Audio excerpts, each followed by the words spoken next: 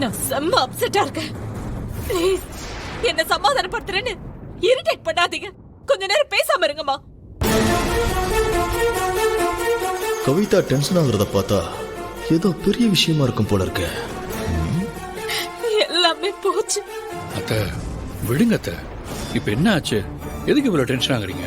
நல்ல வேளை உங்களுக்கு அடி எதுவும் படல, இல்லைன்னா ரொம்ப கஷ்டமா இருக்கும். சொல்ல போனா எதுவும் ஆகாம இருந்ததுக்கு நீங்க சந்தோஷப்பட்டுக்கணும். பேப்பர் சைன் தானே, ரெடி பண்ணி இன்னொரு தடவை சைன் போட்டா போச்சு. அதுக்கெல்லாம் ஃபீல் பண்ணுவீங்களா? பாத்துக்கலாம். இல்ல தெரு, அந்த டாக்குமெண்ட்ஸ் எல்லாத்தையுமே இன்னைக்கே ஹேண்ட் ஓவர் பண்ணி ஆகணும். அதோட சீரியஸ்னஸ் எனக்கு மட்டும் தான் தெரியும். அதெல்லாம் விடுங்க, பாத்துக்கலாம். இப்ப எதுவும் தப்பா நடக்கல, எல்லாமே நல்லதுக்கு தான்.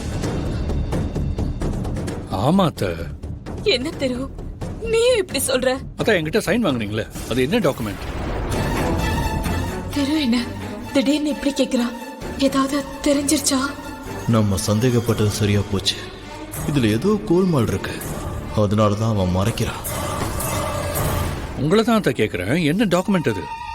அது வந்து நம்ம ஜாப் ஆர்டர் கொடுக்கிற கம்பெனிக்கான டீலுக்கான டீட் டாக்குமெண்ட் பேப்பர்.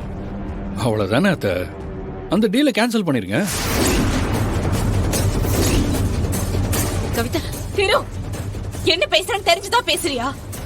உன்னால எப்படி டீலை கேன்சல் பண்ணிடுங்கன்னு ஈஸியா சொல்ல முடியுது?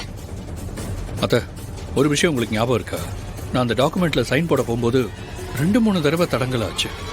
நான் அப்பவே யோசிச்சேன்.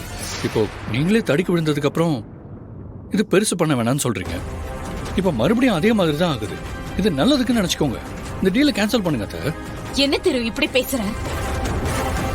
எதுக்கு நான் கீழே விழுந்த விஷயத்தோட இந்த டீலை சம்பந்தப்படுத்தி பேசுற? அப்படியெல்லாம் எதுவும் இல்ல திரு. இது பெரிய டீல்.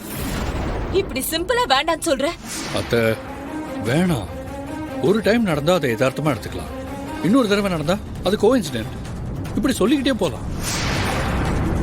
ஆனா ஒரு விஷயம் திரும்ப திரும்ப ஒரு விஷயத்துக்கு தடையா வருதுன்னா அது இந்த பிரபஞ்சம் நமக்கு எதையோ செய்யாதுன்னு சொல்ல வருதுன்னு தான் அர்த்தம்.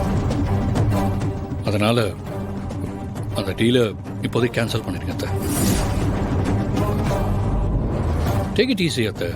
முதல்ல இந்த விஷயத்தை மறந்துட்டு போய் ரெஸ்ட் எடுங்க.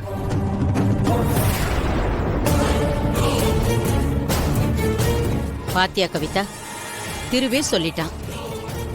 அப்புறம் நீ ஏன் சொத்தே பறிப்போன மாதிரி இப்படி பதற?